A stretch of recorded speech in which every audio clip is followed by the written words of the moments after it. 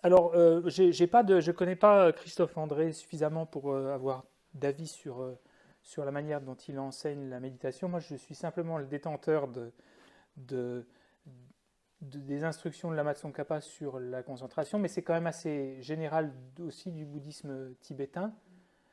Et, mais après, c'est comme tout, les mots finissent par détenir un sens différent avec l'évolution des cultures aussi, hein. Les mots se transforment, même la pleine conscience est devenue quelque chose de complètement différent. Bah Mais oui, on mais va pas. on sait plus ce que c'est. Ben ouais, mais il n'y a pas de. Enfin, c'est inévitable en fait. C'est inévitable et c'est comme ça.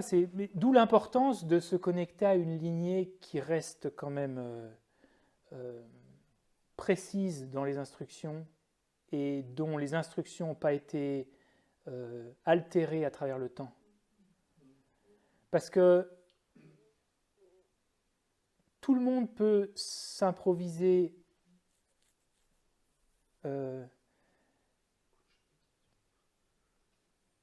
maître de méditation et dire non mais en fait la méditation, tu laisses toutes tes émotions perturbatrices, tu les exprimes au plus et tu vas voir ça va te détendre, ça va te faire du bien, tu vas sentir que tu découvres quelque chose en toi, tu te libères. Tout le monde peut arriver avec des instructions qui malheureusement parfois ont quelque chose dedans qui fonctionne. Et on se rattache à ça en se disant parce que ça fonctionne un peu, ça veut dire que tout fonctionne. Ben, malheureusement pas, non. Euh, et particulièrement pour les choses de l'esprit, on doit être soucieux de maintenir un contact avec une lignée qui est professionnelle, qui n'a pas été altérée à travers le temps. Et là, la Matson Kappa, pour ça, c'est de l'or en boîte. C'est vraiment extraordinaire d'arriver à avoir compris l'esprit à ce point de pouvoir définir exactement, précisément les instructions et les étapes qui conduisent à l'absorption méditative. Ça nous évite tellement de problèmes. On peut méditer des années, sa vie entière, et atteindre un plateau alors qu'on est inconscient que peut-être en faisant quelques petites manips, on aurait pu atteindre beaucoup plus de stabilité, de clarté. Donc oui, la méditation, c'est pas tout à fait aussi évident. Mais en même temps, quand on sait qu'on a les idées claires sur la méditation, on sait que, ok. Parce que qu'est-ce qui arrive si je me dis, oh, la méditation, c'est simplement de penser. Ah, qu'est-ce que c'est, qu'est-ce qui arrive, quel est le problème de se dire la méditation, c'est simplement de penser profondément à quelque chose jusqu'à temps que, bon, t'aies compris. C'est quoi le problème de se dire ça? On va tourner en rond. Bah ouais, il y a un moment, tu vas dire, ok, c'est ça la transformation spirituelle.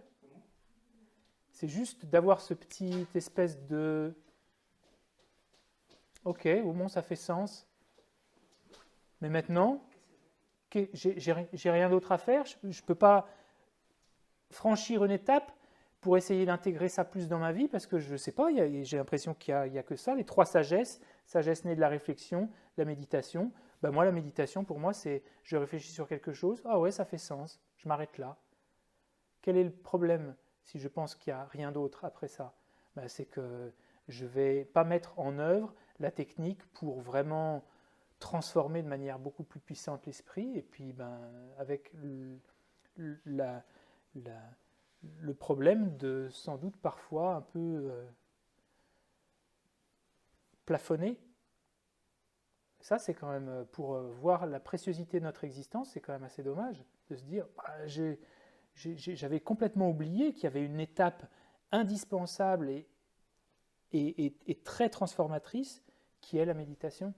Oui, mais vous voyez par exemple, aujourd'hui, avec la respiration holotropique, c'est quoi? Qu'est-ce que c'est? Respiration holotropique, c'est un mode de respiration très contrôlé avec le Diaphragme.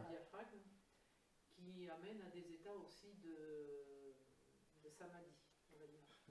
Je ne sais pas, bon, je ne veux pas trop comparer. Donc, ce qui est important aussi, c'est, ok, on se retrouve connecté à l'univers. Moi, je vais dire ça, parce que c'est vulgarisé comme terme. Et là, on se sent vraiment bien aligné, avec la clarté aussi, ok. Mais ce que je trouve, ce qui est important aussi, c'est pas juste de se retrouver, c'est le chemin.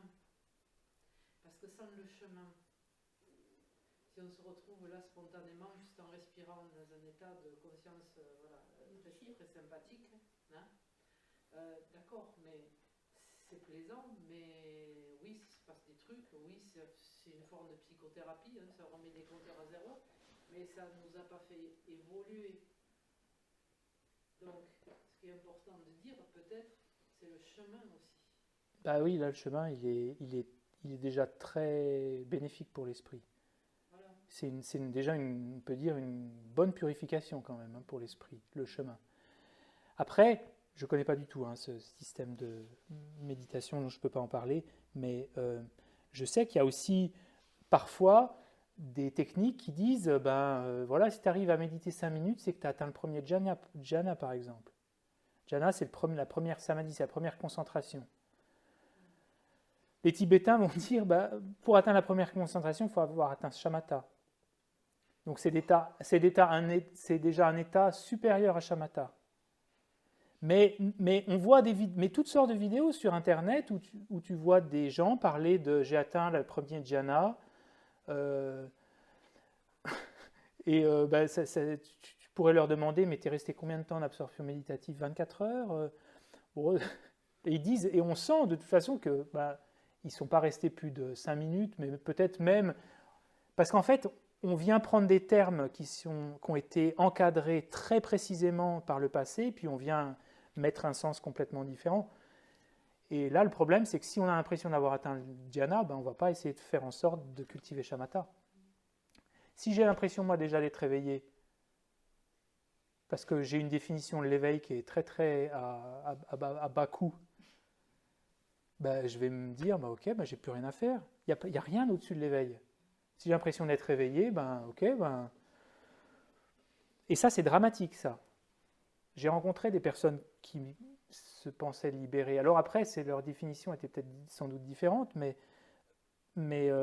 c'est souvent vecteur d'une inertie spirituelle aussi. En fait, si on a l'impression d'avoir déjà tout fait, on ne fait plus rien. Et si on ne fait plus rien, ça veut dire qu'on ne fait plus rien, je suis éveillé, mais on observe quand même dans son esprit qu'il y a des choses qui ne fonctionnent pas quand même. Mais on ne veut pas le reconnaître parce qu'on est éveillé. Et en fait, on fait une espèce de rejet. Et là, psychologiquement, on vient faire un peu quelque chose qui fait une boule de neige. Et je pense que souvent, des personnes qui connaissent ces épisodes où ils se croient éveillés sont des personnes qui sont en réalité émotionnellement très, très, très fragmentées, qui ont beaucoup de difficultés émotionnelles. D'où tu me posais la question tout à l'heure, mais d'où l'importance qui est donnée au fait de ne jamais, jamais, jamais dire qu'on a réalisé quelque chose quand on ne l'a pas fait. Pour cette raison que si on le fait, c'est très souvent le moyen en nous de couper court à toute transformation. Si on a l'impression d'avoir réalisé la vacuité déjà, si on a l'impression d'avoir réalisé shamatha. Donc c'est peut-être une raison supplémentaire pour laquelle les Tibétains ne le disent pas, parce que il faut en être vraiment, vraiment sûr. Parce qu'il y a une importance, il y a une grande importance qui est mise à la tradition, parce qu'on sécurise les êtres aussi. On vient pas... Parce que dans l'esprit, si je vous dis ça c'est une carotte, personne ne va me croire, parce que c'est visible. Mais les choses de l'esprit, n'importe qui peut créer un système de pensée, un système de pratique, parce que de toute façon, l'esprit, on voit que dalle, on voit rien du tout. Donc je peux dire, non, mais exprime tes pensées, tu vas voir. Et alors les gens se disent, c'est génial, j'ai rien à transformer, je vais pouvoir me transformer. J'ai rien à changer dans ma vie, et je vais pouvoir vivre la libération en gardant tous les trucs que j'ai vraiment pas envie de toucher parce que c'est quand même vachement plaisant. La relation à l'argent, la relation déséquilibrée à l'attachement, et il y a eu des systèmes comme ça, hein, je citerai pas de nom, mais c'est très plaisant et les gens se font avoir en plus. Et c'est parfois dans ces systèmes-là qu'on retrouve des dérives sectaires, parce qu'après, si on autorise le déploiement dans l'esprit des perturbations mentales, évidemment qu'à un moment, ça part en sucette. C'est normal. Donc là, les instructions Lama Tsongkhapa, elles sont vraiment précieuses, parce que c'est Lama Tsongkhapa, mais Lama Tsongkhapa, derrière lui, il y a Sangha, derrière Asanga, il y a Maitreya, derrière Maitreya, il y a Bouddha Shakyamuni. Et là, il y a une lignée, on peut retrouver c'est comme des légumes, on sait la traçabilité. À toutes les étapes de production de votre produit de méditation, nous avons été soucieux de... Moi, je pense qu'il y a des gens qui ont peut-être des instants où effectivement ils ont compris quelque chose, mais il y a Mais bien sûr, mais... rien pour le maintenir dans la longueur. Et donc après, quand ils sont plus dans cet état-là, enfin, je connais pas trop, j'ai pas été voir dans l'esprit d'Eckhart Tolle, mais je pense que... Mais j'en doute pas, mais je suis même pas sûr que je... Non, mais j'en doute pas. Eckhart Tolle, il y a des choses très très intéressantes dans ses livres. Je pensais pas à lui particulièrement, je connais pas le personnage en plus. Mais bien entendu, il y a des personnes qui ont vécu des choses très fortes. Mais c'est pas parce qu'on vit une chose très forte, déjà, qu'on est éveillé, heureusement d'ailleurs, et puis que deux, on peut en faire un système, on a tout compris, et puis on peut guider les autres. On voit déjà que pour un Bouddha, les chemins qui conduisent à l'éveil sont innombrables. Il faut avoir l'esprit assez vaste pour voir tous les chemins, pour être capable d'enseigner correctement. C'est pas parce que quelque chose a marché pour moi. J'ai essayé le Feng Shui, ça a transformé ma vie. J'ai redesigné mon intérieur. Tout le monde devrait faire la même chose. J'ai fait une cure de vitamine C incroyable. Tout le monde devrait faire une cure de vitamine C. Je prends la spiruline tous les matins. Ça, c'est incroyable. J'ai plus du tout de problème. Je vis très bien en famille maintenant. Je pense que j'avais un déficit. Je suis en train d'écrire un livre. Les bienfaits de la spiruline pour rétablir votre équilibre émotionnel dans la famille. Et j'ai un compte Instagram avec 1 million de... Mais non. Et ça, faut être prudent parce que bon, c'est pas quelque chose à marcher pour nous, que ça marche pour tout le monde. D'ailleurs, là, on voit déjà que dans les objets de méditation, il n'y a pas un seul objet. Il y a choisissez votre objet qui convient à votre tempérament. On voit que c'est beaucoup plus vaste. C'est beaucoup plus... C'est pas, oh, j'ai ressenti une sensation sympa dans la méditation, je vais écrire un livre.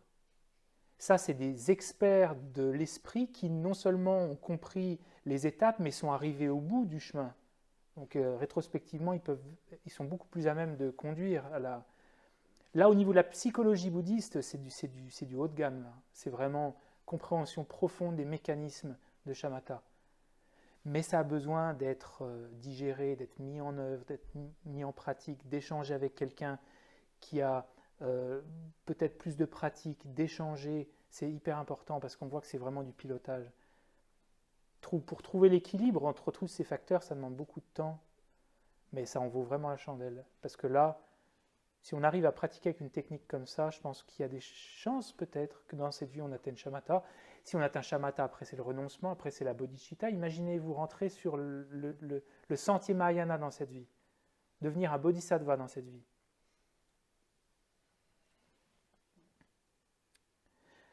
Donc revenons au... On va avancer un petit peu maintenant dans le texte. Donc, on a vu la présentation générale des objets. On a vu ensuite les caractéristiques de la pleine conscience. La durée des sessions, on le verra un peu plus tard. Donc, on va sauter à la page 4. Comment agir après avoir dirigé l'esprit sur l'objet? Donc là, en fait, les premières étapes qu'on a vues, c'est comment diriger l'esprit sur l'objet. Donc, c'est ce qu'on vient de voir. pleine conscience, vigilance, pleine conscience sur l'objet, vigilance sur est-ce que j'ai des pensées grossières. Mais une fois qu'on est arrivé là et qu'on atteint le niveau 3 et 4, on atteint ensuite, enfin on entre dans la prochaine étape, c'est comment agir après avoir dirigé l'esprit sur l'objet. Et donc là, il faut maintenant contrecarrer non seulement les distractions grossières parce qu'elles ont déjà été éliminées, mais là, c'est de agir quand l'excitation ou le relâchement surviennent. Comment agir quand l'excitation ou le relâchement surviennent? Donc, appliquer l'antidote à l'absence de reconnaissance du relâchement de l'excitation, appliquer l'antidote à l'absence d'effort pour les abandonner lorsqu'ils ont été décelés. Alors, je vais aller dans l'ordre. Les caractéristiques du relâchement et de l'excitation. Établir quelles sont les caractéristiques du relâchement et de l'excitation. Ok. Alors ça, c'est intéressant à savoir parce que on voit excitation et si on remplit le mot avec notre propre compréhension, on pourrait peut-être être un peu en dehors de ce que le bouddhisme a présenté.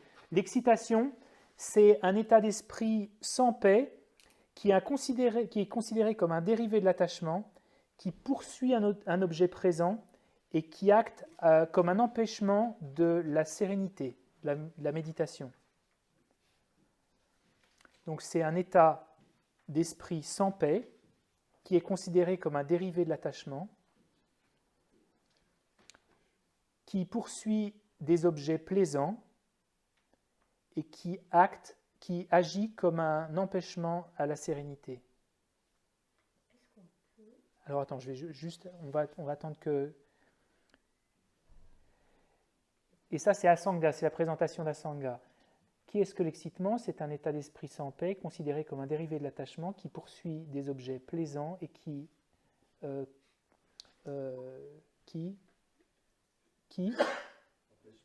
empêche, qui agit comme un frein à la sérénité. Sérénité, ça veut dire shamatha en somme.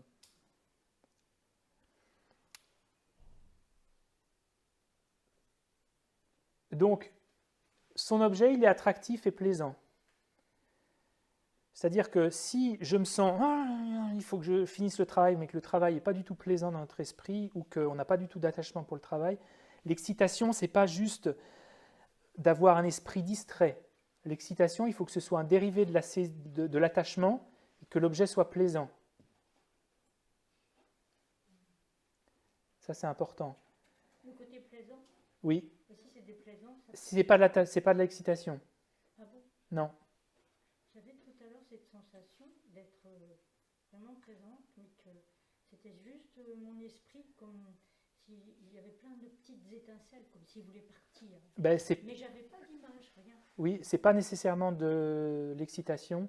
Ça peut être une forme de distraction subtile, mais ça peut être une forme de tension aussi. Ça peut être une forme de stress, ça peut être, mais c'est pas nécessairement de l'excitation. L'objet de l'excitation, c'est un objet attractif et plaisant. Son aspect subjectif, c'est que l'esprit est sans paix et il est distrait vers l'extérieur. Et sa fonction est d'empêcher la stabilisation de l'esprit sur son objet.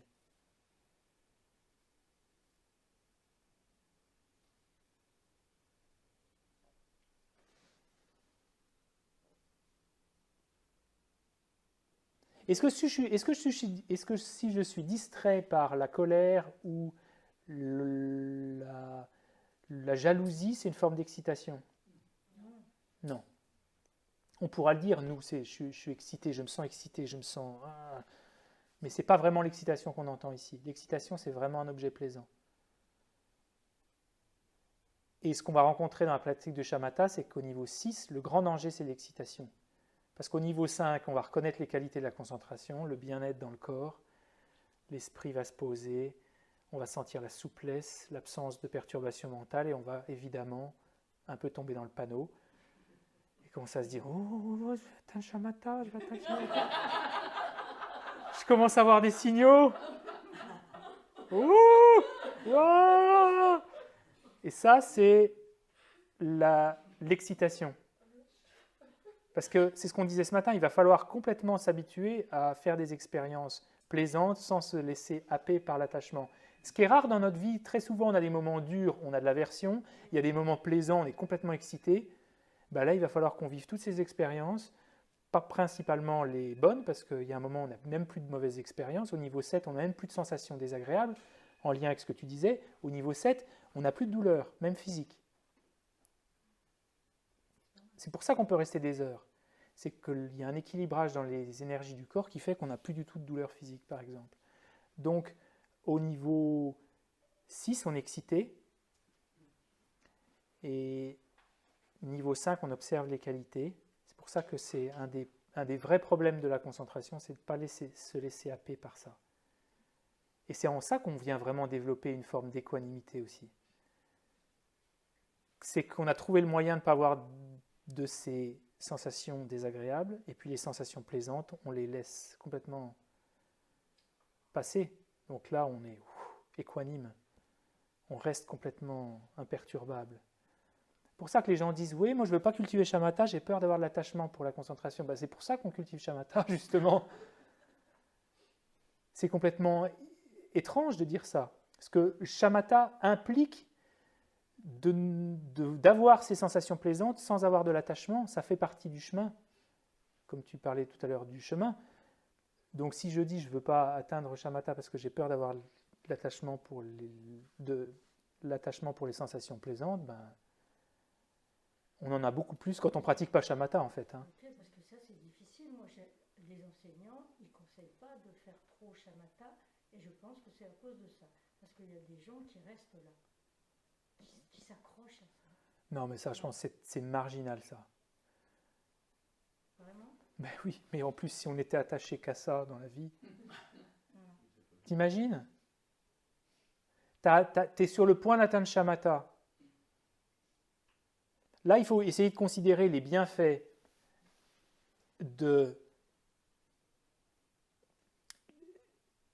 par rapport à celui qui ne cultive pas shamatha et qui certes n'aura jamais l'occasion peut-être de faire l'expérience de ces états extatiques,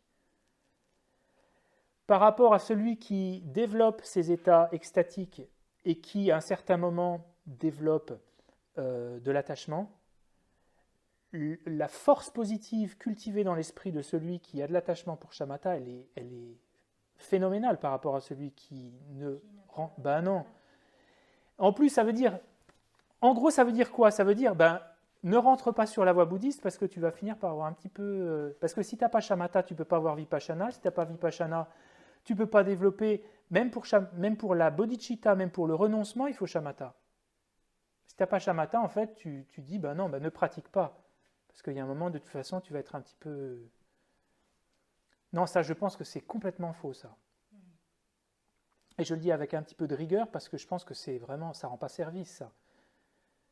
Surtout que là, on comprend que les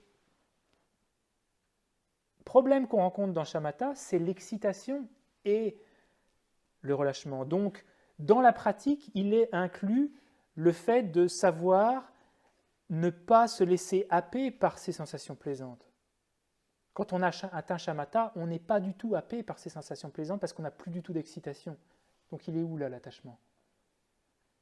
Les gens qui ont atteint shamatha, ils ont une maîtrise exceptionnelle. Nous, on mange un malabar, on est déjà « j'en veux un autre ».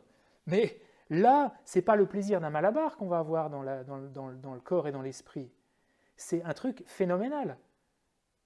Et on va rester complètement équanime. Donc de dire que ceux qui ont atteint shamatha, ils ont un risque d'être attachés à ça, je pense que c'est... C'est peut-être privilégier la libération individuelle à effectivement s'occuper des autres et tout. Donc l'idée c'est peut-être de dire on est tellement bien en shamatha qu'après on ne pense plus, on n'a plus besoin de rien d'autre. Ouais, mais ça, tous les grands maîtres ont atteint shamatha. Oui, d'accord.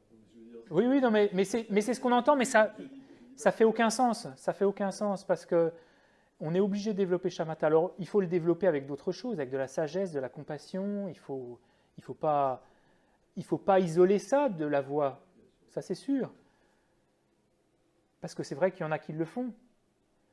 Mais si on est bien entouré, qu'on a quand même étudié un peu la perspective complète, on va savoir qu'il n'y a pas que ça non plus. Il ne faut pas le décontextualiser. Si on fait de shamatha une pratique unique, alors oui, certains qui atteignent shamatha pourraient se laisser happer, mais je pense que ce n'est pas une raison pour ne pas pratiquer du tout. Est-ce qu'on peut dire qu'on peut atteindre le bonheur individuel avec shamatha? Oui, Est-ce que vous- oui. Bah, c'est une des qualités de shamatha. On atteint le bonheur dans cette vie, donc oui. Donc voilà l'excitation. Le deuxième problème, c'est le relâchement.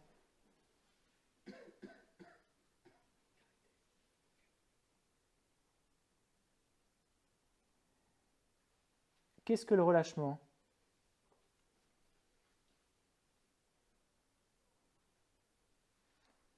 C'est quoi la différence entre le relâchement et la léthargie?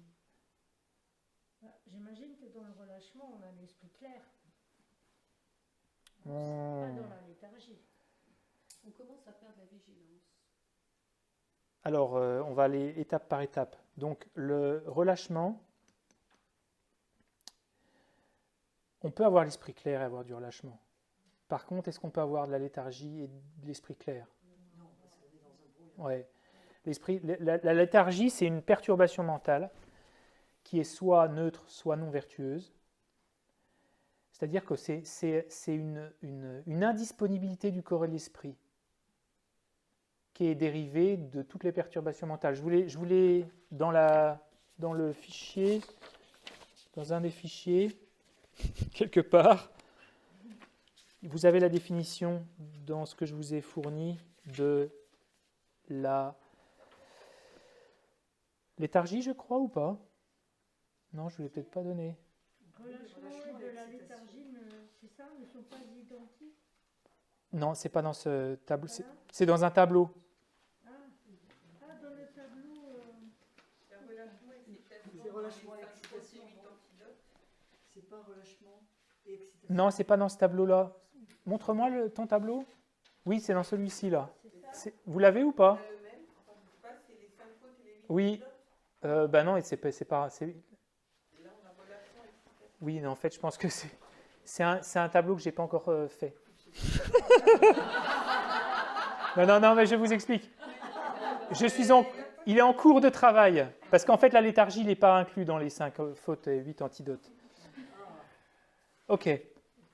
Donc, la léthargie, c'est une indisponibilité du corps et de l'esprit qui est présente dans toutes les perturbations mentales. Et en fait, j'arrive pas à méditer, j'ai un boulet. Mon esprit, c'est un boulet, j'arrive pas à me focaliser. Ça, c'est la léthargie. Le relâchement, c'est uniquement dans la méditation que ça arrive. Plus tard. Donc plus tard. En fait, c'est quelque chose qu'on ne peut observer que dans la méditation, le relâchement. Et le relâchement, c'est souvent décrit comme une forme de distraction, mais interne. C'est un recroquevillement de l'esprit sur soi qui vient détruire l'intensité de la clarté, ou la clarté. C'est pas terrible alors. Ah ben non, c'est pas terrible. C'est pas terrible, mais c'est considéré, de manière éthiquement parlant, soit vertueux, soit neutre. Pourquoi vertueux? Par exemple, je médite sur le souffle, mon esprit va se recroqueviller un peu à l'intérieur et je vais avoir une pensée d'amour. Ben ça, c'est du relâchement. Je médite sur le souffle, la force de mon appréhension du souffle va diminuer un peu, et puis comme je suis dans un état où je suis calme, je suis détendu, j'ai un peu de sérénité, tout à coup je vais avoir une pensée d'amour pour les gens de ma famille, en même temps que je suis encore avec le souffle, ben ça c'est du relâchement. Donc ça, C'est vertueux, parce que c'est conjoint avec un esprit qui a déjà de la souplesse, qui a déjà de... C'est pas une perturbation mentale.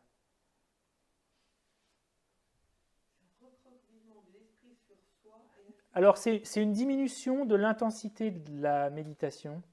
C'est un esprit qui se recroqueville à l'intérieur. C'est une appréhension qui décline. C'est très subtil, hein. C'est comme si l'objet devenait un peu plus flou. Oui, ça peut être ça. Alors, je vous cite les textes maintenant. Kamalashila, dans les étapes de la méditation, dit « Si vous êtes oppressé par la léthargie ou le sommeil, vous voyez votre esprit comme relâché ou où il y a un danger de relâchement. Le sutra qui dévoile le sens profond, le sens profond, le sens voulu. Ah non, pardon, excusez-moi, c'est pas la définition de la léthargie, du laxité, ça. Où est-ce qu'est la définition du relâchement?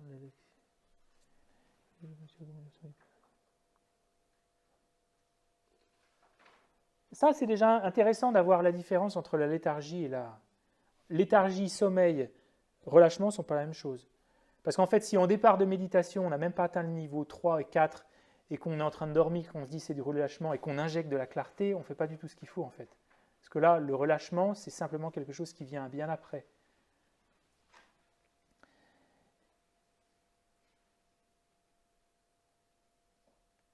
Alors, je suis peut-être pas aux bonnes pages là. Comment ça se fait? Alors, l'Amazon Kappa dit qu'il n'y a pas de présentation très claire de la définition du relâchement dans les textes classiques.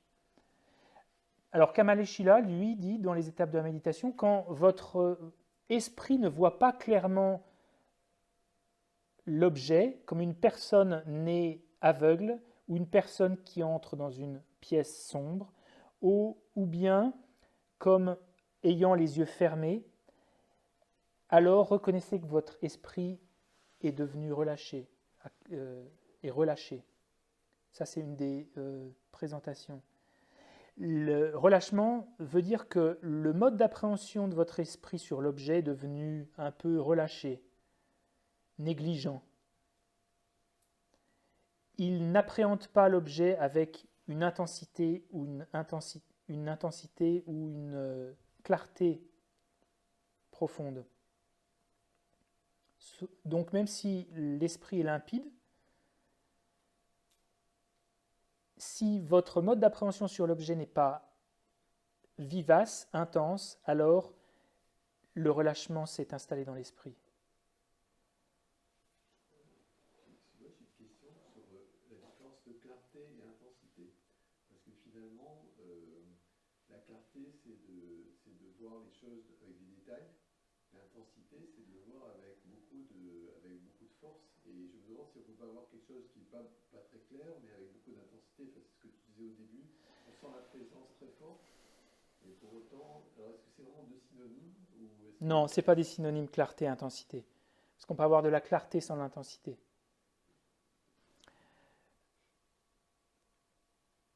Alors, on y reviendra.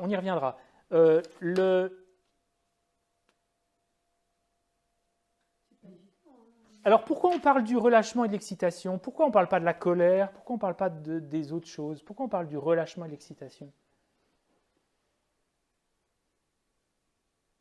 Il n'y a plus de colère à ce stade-là. Ah, si, tu peux avoir encore des moments de colère au niveau 4, 5, 6. Il peut encore y avoir des petites pointes de colère qui sont pacifiées petit à petit, mais pourquoi on parle de ces deux-là et pas de tout le reste qui n'est pas...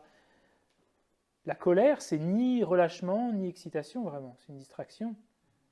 Parce que ça vient après, c'est justement ce qui vient, si on laisse le relâchement et l'excitation se développer, et du coup, après, ça laisse la porte ouverte à... Ils peuvent être présents, on peut dire que c'est une distraction où on n'est pas distrait de l'objet, la colère, mais ce n'est pas nécessairement ni du relâchement, ni de l'excitation. Parce que peut-être dans le relâchement et l'excitation, on a toujours l'objet quand même. On n'oublie pas l'objet. Alors que si on est dans la colère, on peut oublier complètement. Mais on peut ne pas l'oublier aussi. Je suis sur le souffle et en même temps j'ai des pensées qui viennent dans mon esprit. Ce ne sont pas des émotions, me dit-on en ligne. Alors, lesquelles ne sont pas des émotions? Ah, les deux. Le relâchement et l'excitation. L'excitation, on peut dire qu'elle est un dérivé de l'attachement, donc elle a une composante peut-être émotionnelle.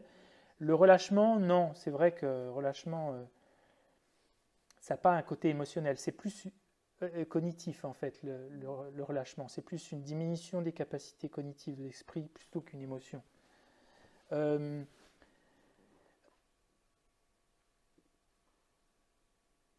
pense qu'elles sont en lien, ces deux choses, avec la clarté qu'on doit développer et la stabilité. Trop de stabilité conduit au relâchement, trop d'intensité, trop de clarté conduit à l'excitation. Donc c'est en lien avec les deux grands ingrédients de la concentration, je crois. Mais ça ne veut pas dire que c'est la seule chose qui va arriver, hein. Au niveau 5, 6, 7, on peut avoir de la colère, on peut avoir du ressentiment, on peut avoir de la rêverie, on peut avoir de la mélancolie, on peut avoir de l'attachement, on peut avoir toutes sortes de choses, des choses bénéfiques, on peut penser à nos projets. D'ailleurs, on va avoir en chemin un esprit qui est beaucoup plus disponible, donc on va se dire, je peux utiliser ça pour développer autre chose, parce que là, tout à coup, les projets, même professionnels qu'on peut avoir, on voit beaucoup plus clair, donc évidemment qu'on résout les choses beaucoup plus facilement, donc on a envie de s'extraire de la méditation pour prendre des notes, ou non, ça c'est une distraction qui est peut-être pas nécessairement de l'attachement, pas du relâchement, pas d'excitation du relâchement, pardon. Donc la vigilance n'observe pas seulement que le relâchement et l'excitation, c'est important. Avant le niveau 4, elle observe surtout les distractions grossières et il y a un moment, elle observe les choses plus fines. Mais il ne faut pas donner l'impression qu'elle n'observe que ça dans l'esprit, la vigilance.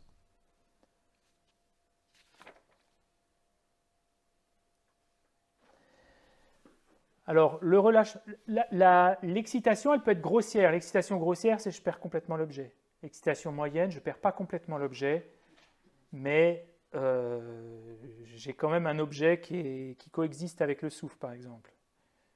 La barbe à papa, je ne sais pas pourquoi je prends ça, parce que c'est vraiment un truc que je ne trouve pas très bon, mais c'était pour trouver un truc coloré. Hein. La barbe à papa à Disney. Qui a de l'attachement pour ça? Vraiment, François. La barbe à papa, Disney, le souffle apparaissent au même moment dans l'esprit. Donc là, c'est une distraction moyenne, c'est une excitation moyenne, la barbe à papa, le souffle. Et l'excitation subtile, c'est un surgissement de ouh, alors qu'il n'y a même pas la barbe à papa encore. C'est ça la distraction subtile. Donc on élimine graduellement. Pour le relâchement grossier, c'est quoi?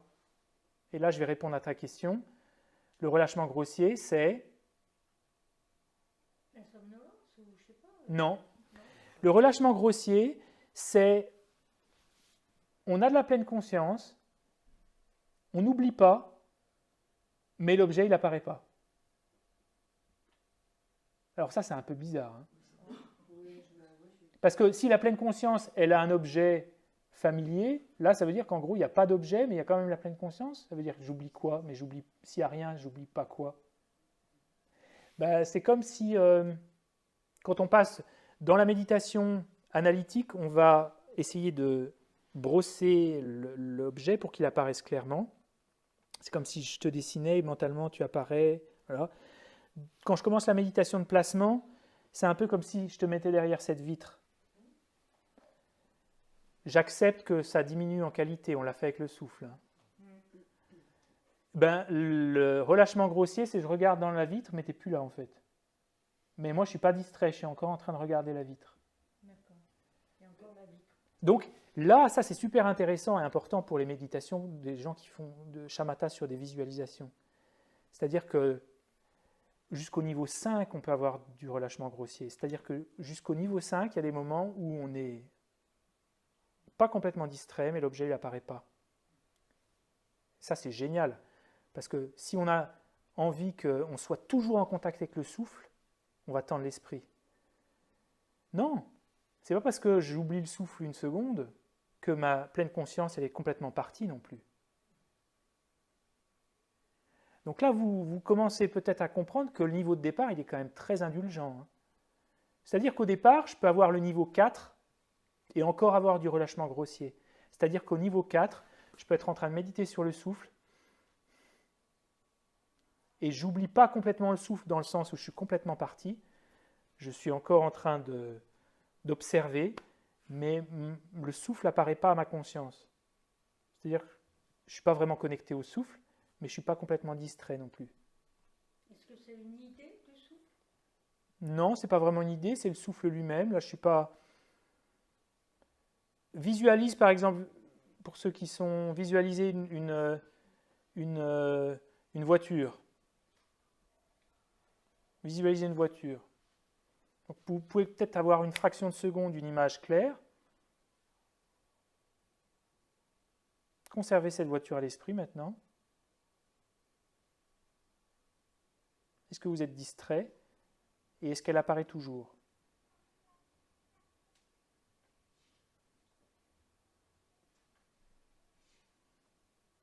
C'est ça la différence. C'est que vous regardez, mais bon, la voiture n'apparaît pas tellement. C'est ça le relâchement grossier. Elle peut apparaître et disparaître, c'est pas grave. Si vous vous en offusquez, vous essayez de faire en sorte de vouloir que votre esprit soit plus performant qu'il n'est. Et qu'est-ce qui se passe? On tend l'esprit. Et si on tend l'esprit, on sort de la concentration.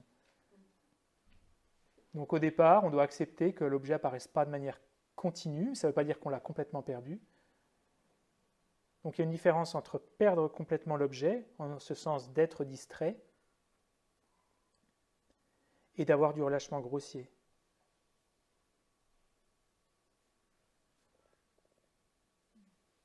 Je suis pas sûre que je comprenne.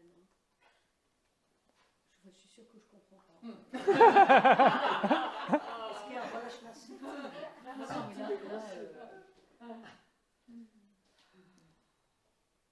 Ah mais ça, ça demande un peu de mise en pratique, ça. Hein. C'est-à-dire, en fait, je reforme très vite. Oui. C'est si tu fais une image, tu crées une image. Au début, tu peux avoir une idée, enfin une image très claire. Ça, c'est si tu travailles shamatha sur un objet visualisé. Par exemple, voilà. Je reprends ton exemple. Ouais. Donc, tu as ta voiture qui apparaît clairement, et puis ensuite, c'est des bribes, ça apparaît, ça disparaît. Donc, si tu es ton esprit est trop excité, trop tendu, tu perds l'objet. Et s'il est trop relâché, tu sais qu'il y a l'objet. Pardon. C'est parce que j'ai dit voiture. Oui. Et donc, s'il est relâché, tu vois plus du tout la voiture, tu sais qu'il y a un fantôme de voiture quelque part par là, et tu as perdu l'objet, c'est relâché. C'est comme un espèce de fantôme de la chose. Alors moi, si là maintenant, j'ai pas de voiture qui apparaît à l'esprit, je suis pas dans le relâchement parce que j'ai pas de pleine conscience en fait. Il faut être au moins au niveau 3, je pense, pour commencer à avoir du relâchement. C'est-à-dire qu'il faut quand même déjà avoir un certain niveau de pleine conscience pour ensuite percevoir ce relâchement, qui est que la pleine conscience, elle opère. Je ne suis pas distrait, je sais que je ne suis pas distrait, mais pendant quelques instants, l'objet n'apparaît pas. Mais je ne suis pas distrait. Je ne suis pas déconcentré. Ça, c'est du relâchement grossier. C'est-à-dire que mon intensité, la clarté de mon intensité n'est pas vraiment là.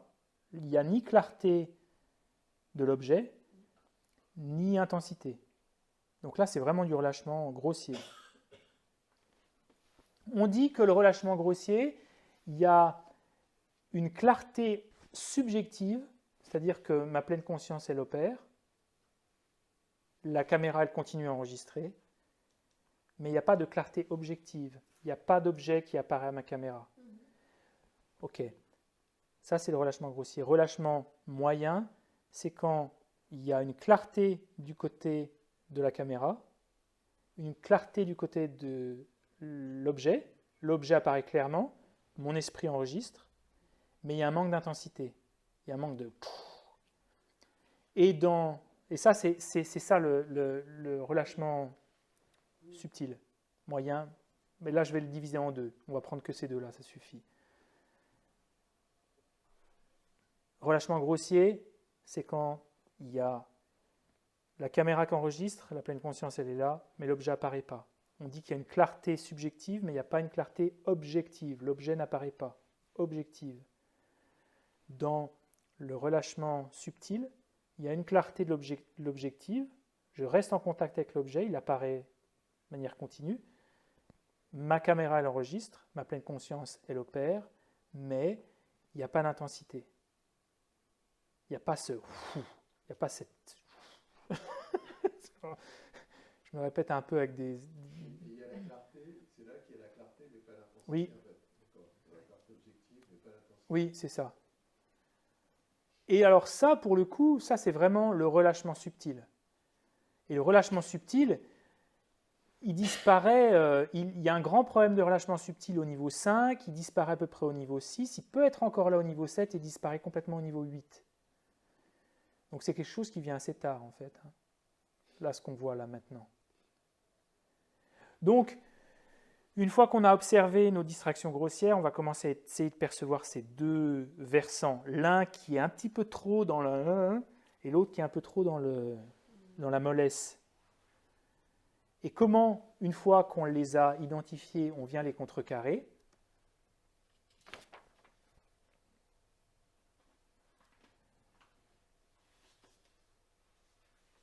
Eh bien, à travers l'intention. C'est-à-dire l'intention, c'est d'appliquer un antidote.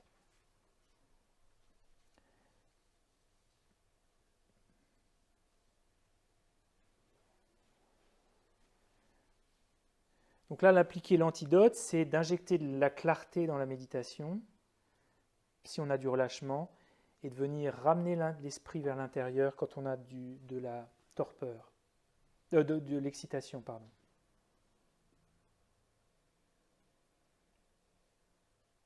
Le torpeur et l'élargissement, c'est pareil.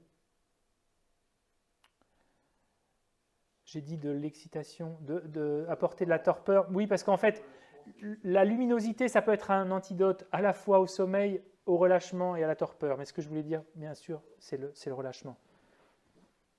Et c'est synonyme ou c'est Non, c'est pas synonyme. léthargie, torpeur, c'est léthargie ou Torpeur, ça peut être la léthargie, oui. Ouais, d'accord. Torpeur, Mais après, c'est des mots qui sont un peu employés. Parfois, c'est le relâchement, c'est la mollesse. Le relâchement sont souvent un peu employés de manière synonyme. Et la torpeur et la léthargie sont aussi parfois... Mais je crois même que torpeur et relâchement parfois sont employés dans les mêmes traductions. Donc, il faut être vigilant. Ok. Il nous reste 20 minutes. On va arrêter sur la partie théorique. On verra la fois prochaine la durée des sessions, les étapes. Parce que les étapes, ça décrit aussi qu'est-ce qu'on fait à quel moment. Même si on en a déjà vu un paquet, on a déjà bien avancé sur qu'est-ce qu'il faut faire pour chacun des placements. Et puis on verra également les antidotes au relâchement et l'excitation. Et on mettra ça en pratique. Donc là, on va se focaliser maintenant sur le souffle.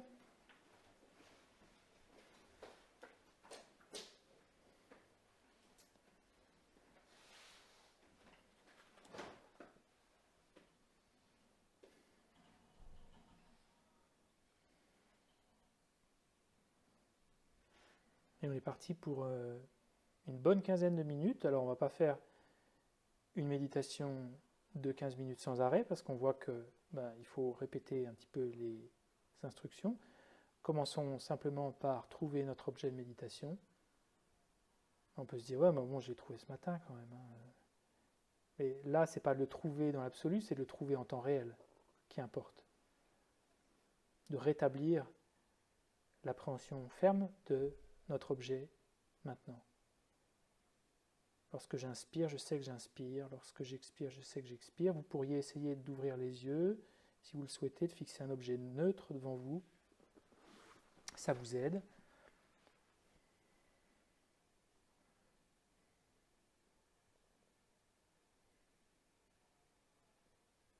Percevez juste au passage si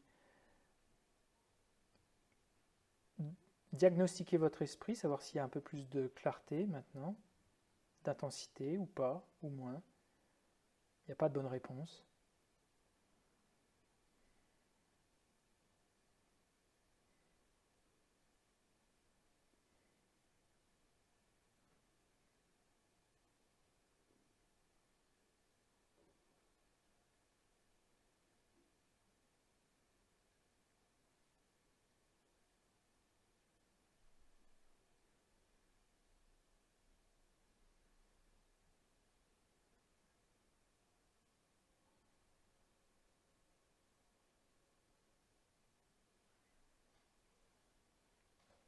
vous pouvez utiliser ces notes mentales, inspire, expire.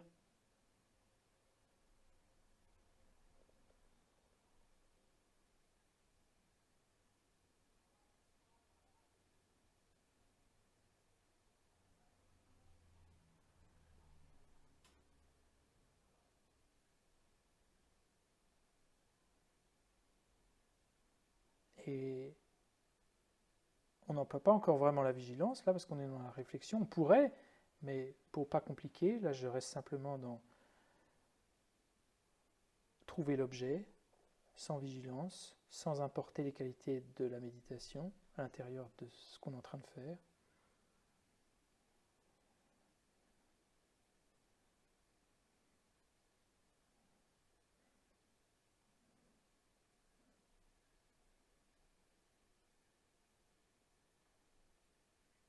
Et de temps en temps, essayez de percevoir avec certitude que vous êtes connecté au souffle, prenant une respiration plus ténue peut-être, plus longue.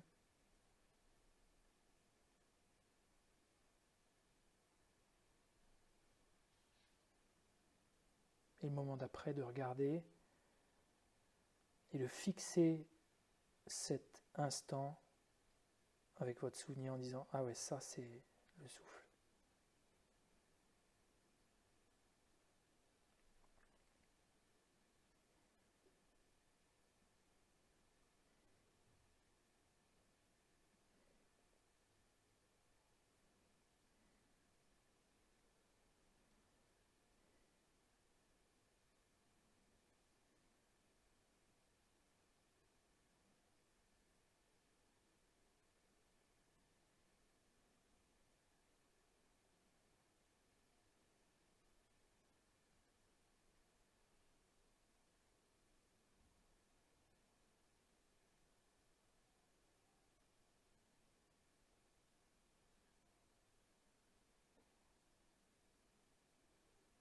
Vous pouvez peut-être observer que c'est beaucoup plus facile d'être distrait quand il n'y a pas de vigilance.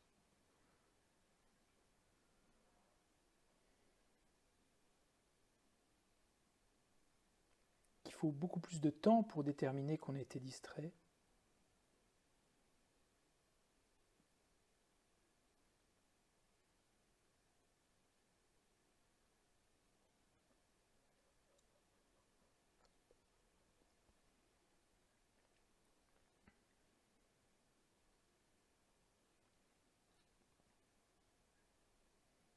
Essayez de percevoir maintenant la durée relative du souffle en mettant des petites étiquettes.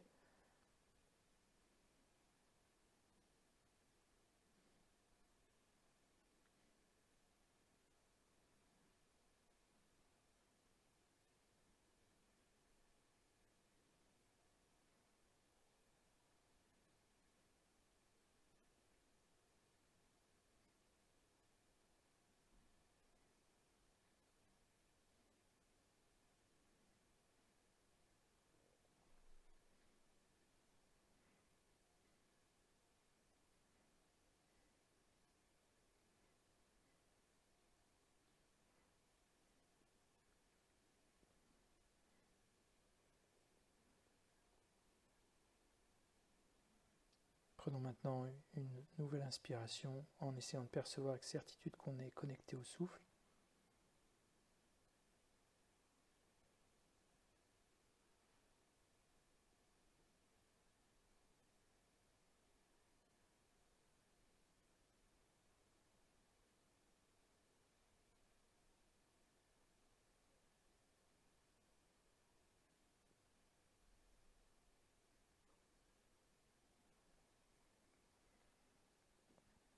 Et on peut se dire alors, là, j'ai trouvé mon objet de méditation.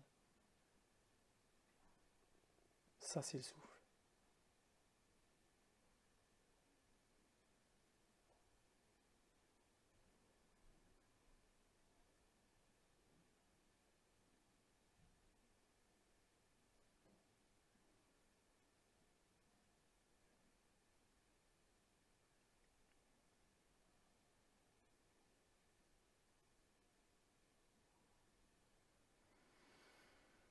Et idéalement, si on avait assez d'attention, on pourrait maintenant continuer cette exploration du souffle en important les qualités de la tension dans une méditation analytique. Mais si on a un esprit aujourd'hui qui n'est même pas peut-être du niveau 3, alors il vaut mieux faire une méditation de placement. Alors essayons maintenant de cesser l'analyse du souffle, juste pour quelques cycles de respiration pour voir la différence. Arrêtez d'analyser le souffle, prenez de la distance, reconnaissez que vous êtes de toute façon en contact avec lui.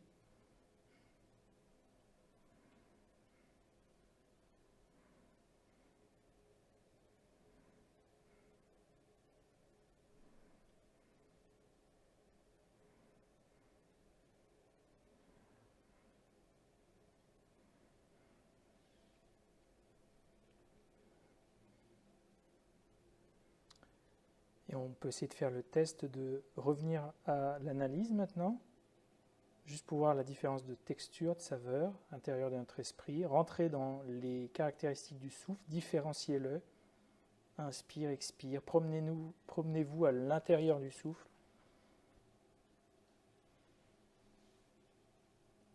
Cherchez les détails.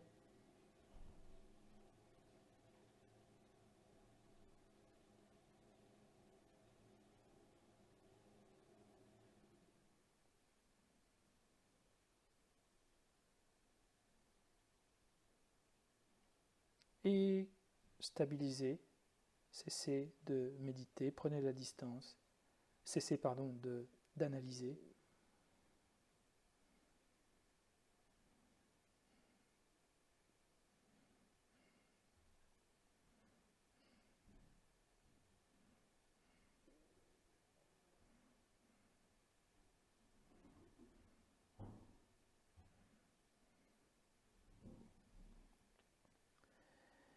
Et mettez en œuvre la vigilance maintenant. On va faire quelques petites sessions d'1 ou 2 minutes avec des pauses. Maintenant, on observe à minima le souffle et en périphérie, on vient essayer de percevoir la présence ou l'absence de distraction grossière.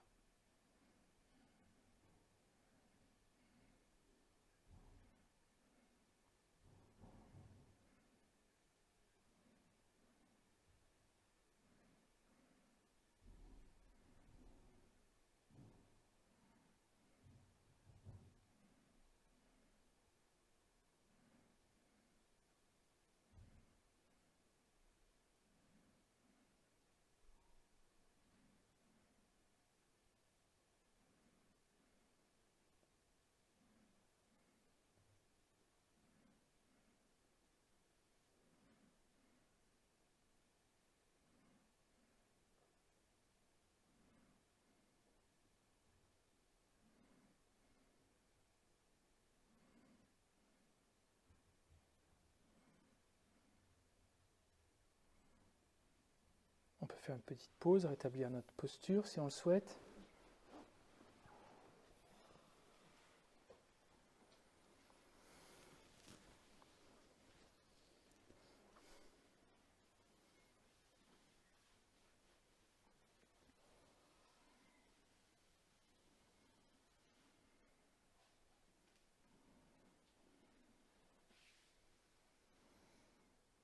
Revenir au souffle sans plus l'analyser. La seule chose qu'on analyse, c'est est-ce qu'on tient l'objet correctement, est-ce qu'on est distrait, est-ce que ce sont des distractions grossières, etc. À nouveau pour 2 minutes.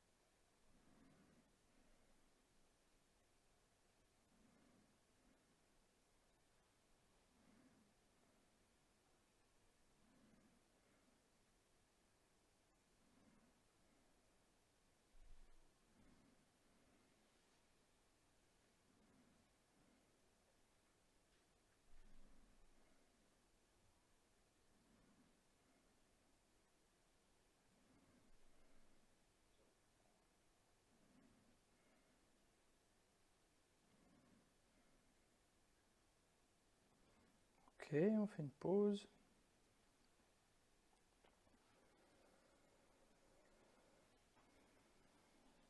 Et on peut essayer, en plus de percevoir les distractions grossières, d'essayer de percevoir si dans le corps il y a une forme de détente qui naît, ou dans l'esprit. Alors c'est peut-être un peu tôt, mais on peut essayer aussi. Il faut de toute façon faire des tests. Si vous avez acquis plus de stabilité, ça risque d'être plus simple, parce que de toute façon la détente et l'aisance va être produite naturellement. Donc on observe le souffle, et de temps en temps seulement, je sais qu'on a très envie de sentir ces choses-là, mais de temps en temps seulement, on essaie de percevoir. C'est une forme de légèreté physique et mentale qui s'installe, comme si un voile se dissipait. Ce qui fait que lorsqu'on le reconnaît, ça devient plus fort, et on médite avec beaucoup plus d'aisance, beaucoup plus d'aisance. C'est beaucoup moins difficile, ça demande beaucoup moins d'efforts. Ok ? Essayons.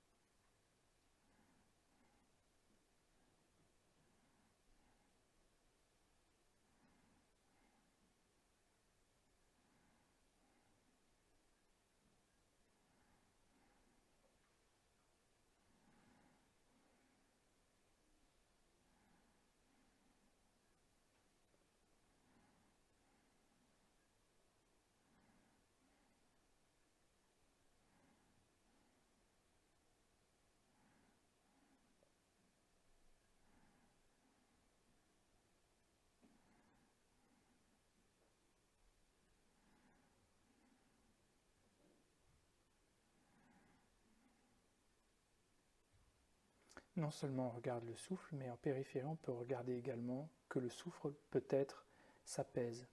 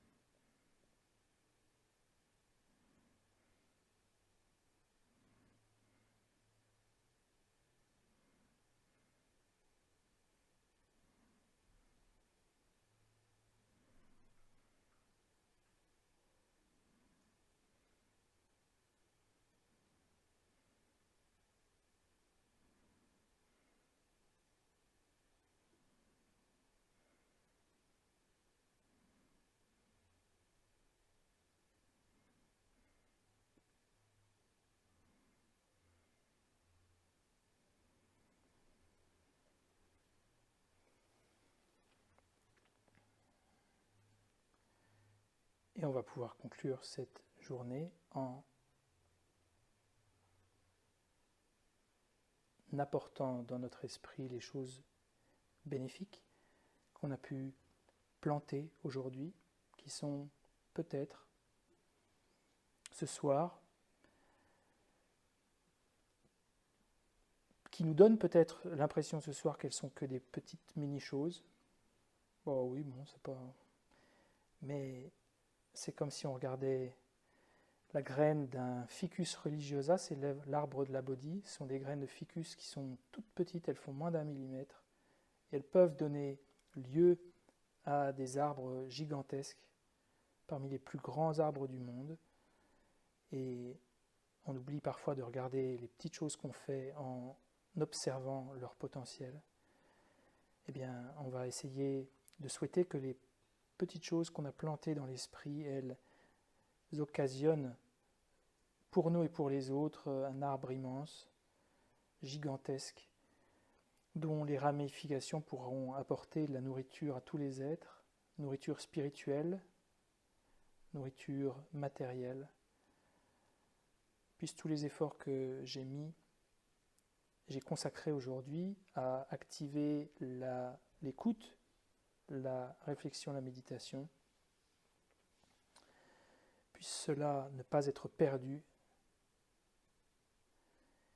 mais continuer à œuvrer, à façonner mon existence afin de me diriger, moi, vers l'éveil.